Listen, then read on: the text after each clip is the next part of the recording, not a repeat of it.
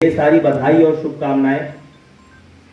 अभी जो बहुत ही वरिष्ठ हमारे वक्ता थे, उन्होंने बहुत संक्षेप में ही अच्छे से अपनी बात रखी कि किस प्रकार पत्रकारिता पहले क्रांति हुआ करती थी, एक मिशन हुआ करता था।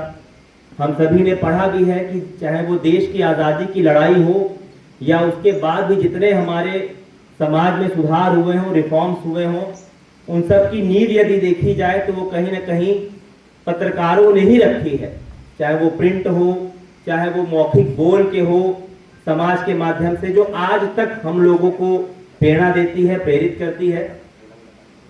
और बहुत ही अच्छा इस कार्यक्रम का आयोजन हुआ है और जो लोग पत्रकारिता के जगत में अच्छा कार्य कर रहे हैं, निश्चित तौर पे हमारी सामूहिक जिम्मेदारी है कि ऐसे लोगों का मनोबल हम बढ़ाएं, क्योंकि आज पारंपरिक मीडिया से अलग हटके भी कई प्रकार के मीडिया आ गई है। आपको भी इसकी जानकारी है। पहले सिर्फ हम प्रिंट मीडिया को जानते थे, फिर बाद में इलेक्ट्रॉनिक मीडिया आया। वो पहले जो 1 घंटे का समाचार हुआ करता था, अब 24x7 के चैनल्स बन गए। खबरों में इस प्रकार की प्रतियोगिता, इस प्रकार का कंपटीशन आया कि कहीं ना कहीं उस चीज को कमर्शियलाइज किया गया। अब जो लेटेस्ट चीज है, आप सभी जानते हैं, सोशल मीडिया। कई यूट्यूब चैनल्स बन गए, कई ट्विटर के माध्यम से, कई फेसबुक के माध्यम से, तमाम पोर्टल्स हैं। अब बहुत अच्छी बात, बहुत एक जो अनुभव दर्शाता है कि ये ऐसे ही नहीं, इतना वरिष्ठ इनको जो है ओहदा दिया गया है समाज में। जो अभी वक्ता हमारे से पूर्व यहाँ पर थे, इनके द्वारा बताया गया और जो बहुत महत्वपूर्ण बात की गई इनके द्वारा कि निष्पक्ष पत्रकारिता, निष्पक्ष जो कहते हैं कि ऐसा कोई शब्द नहीं होना चाहिए। हमेशा जो अच्छे पत्रकार है, सिर्फ पत्रकारों को ही नहीं कहूंगा मैं, ये चीज हमारे सर्विस में, यदि मैं पुलिस विभाग में हूं तो पुलिस सेवा में भी यह चीज लागू होती है कि सिर्फ यह कर देने से कि हम निष्पक्ष कार्रवाई कर रहे हैं काम नहीं चलता। आपको पक्ष लेना पड़ेगा, आपको पक्ष लेना पड़ेगा। जो सही है उसका साथ देना पड़ेगा, जो गरीब है, जो कमजोर है, उसके पक्ष में मजबूती के साथ खड़ा होना पड़ेगा।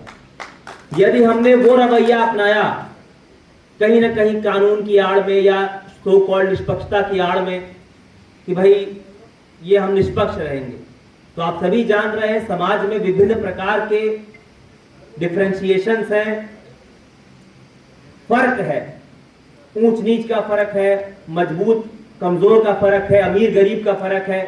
तो इस निष्पक्षता की आड़ में होगा ये कि एक बड़ी मछली छोटी मछली को खा जाएगी और हम अपने निष्पक्षता का ढोल पीटते रह जाएंगे। तो इसलिए बहुत बहुत साधुवाद आपको जो आपने ये बात यहाँ पर रखी, और ये हमें भी इस चीज से सीखना चाहिए। और मैं भी अपने अधीनस्थों को बताने का ये प्रयास करता हूँ कि कई लोग ऐसे आएंगे आपके सामने थाने पर या आपके कार्यालय में, जिनकी ऑलरेडी बहुत पैरवी होगी।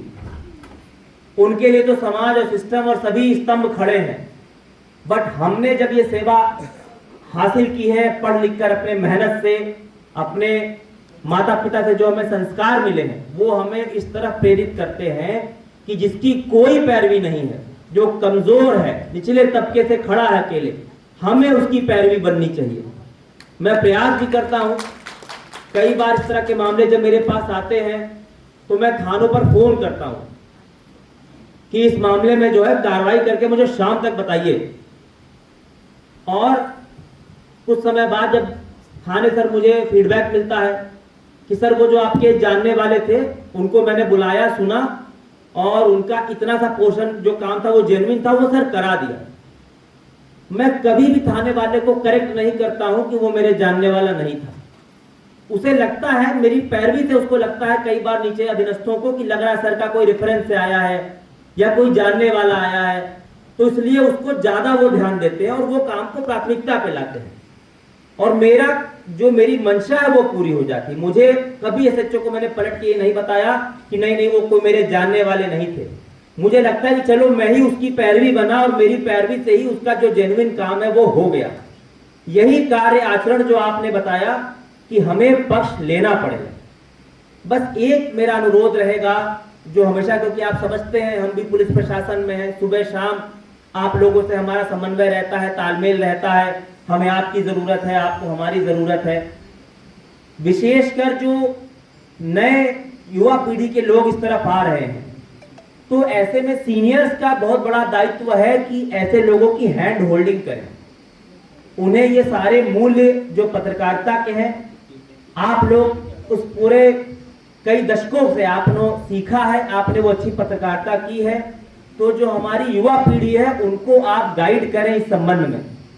क्योंकि जैसे जैसे मैं देख रहा हूं कि तमाम चैनल्स खुल गए हैं, तमाम पोर्टल्स खुल गए हैं, तमाम सोशल मीडिया के प्लेटफॉर्म्स हैं, और जिसको देखो वही अपने आगे जोड़ लेता है कि हम पत्रकार हैं। तो उससे क्या होता है कि जो लोग अच्छा काम कर रहे हैं, जो लोग जेन्युइन काम कर रहे हैं, कहीं ना कहीं अगर लोग गलत काम कर रहे हैं तो वो भी उस कटघरे में खड़े हो जाते हैं।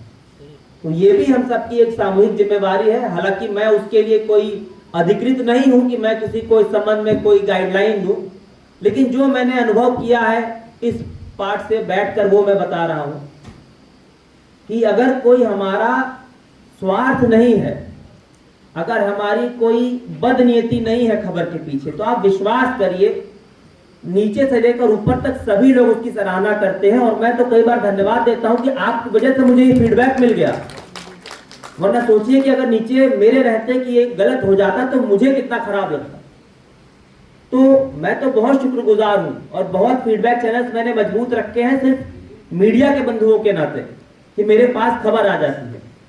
बट यदि कुछ खबरों में आप विश्वास करिए कि अगर कहीं ना कहीं कोई बदनीति हो, कहीं कोई स्वार्थ छुपा हो, अब मैं नाम नहीं लूंगा, आप भी जानते हैं कि तमाम यहाँ के ऐसे लोग हैं जिन पर सिर्फ यहाँ नहीं, यहाँ पर उनके खिलाफ कोई कानूनी कार्रवाई हुई तो फिर वो लखनऊ चले गए, वहां भी उसी प्रकार की गतिविधियां शुरू कर दी, फिर वहां कई मुकदमे लिखे गए तो फिर वो बाराबंकी में सक्रिय हो गए, उनके खिलाफ वहां मुकदमे लिखे गए।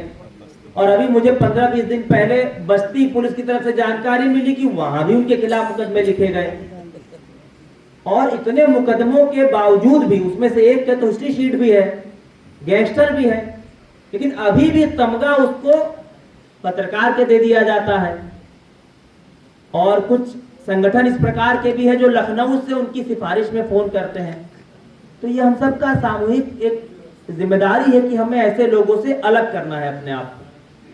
भाई इतना करने के बाद भी उसके साथ वो जो चला आ रहा है वो चीज ठीक नहीं है। ये देखिए, मैंने पहले ही कहा कि मैं कोई अधिकृत नहीं हूं कि मैं इस चीज पर आप लोगों को कुछ बता सकूं। आप में से बहुत से लोग, जितना मेरी उम्र नहीं उससे ज्यादा आपका तजुर्बा है, तो आप हमसे बहुत ज्यादा जानते हैं। बस मेरा यही अनुरोध रहेगा, जैसे हम भी अपने सीनियर से सीखते हैं, जो हमारे वरिष्ठ अधिकारी गण हैं जिन्होंने इस पूरी सेवा में अच्छे कार्य किए हैं, अपने अनुभव से बहुत कुछ सीखा है, वो भी हमारी हैंड होल्डिंग करते हैं, हमें गाइड करते हैं कि इस काम को आप ऐसे करिए, इस काम के पीछे आप ये तरीके से करेंगे तो अच्छा रहेगा, पब्लिक के लिए भी अच्छा रहेगा। तो ऐसे ही मेरा सीनियर जो जर्नलिस्ट यहाँ पर मौजूद है उस अनुरोध रहेगा कि जो भी ये युवा पीढ़ी है उसको हैंड होल्डिंग की जरूरत है। आप लोग उस पर मेरा निवेदन रहेगा कि जरूर ध्यान दें। और पुनः आप सभी लोगों को हिंदी पत्रकारिता दिवस की ढेर सारी बधाई और शुभकामनाएं। जय हिंद, जय भारत।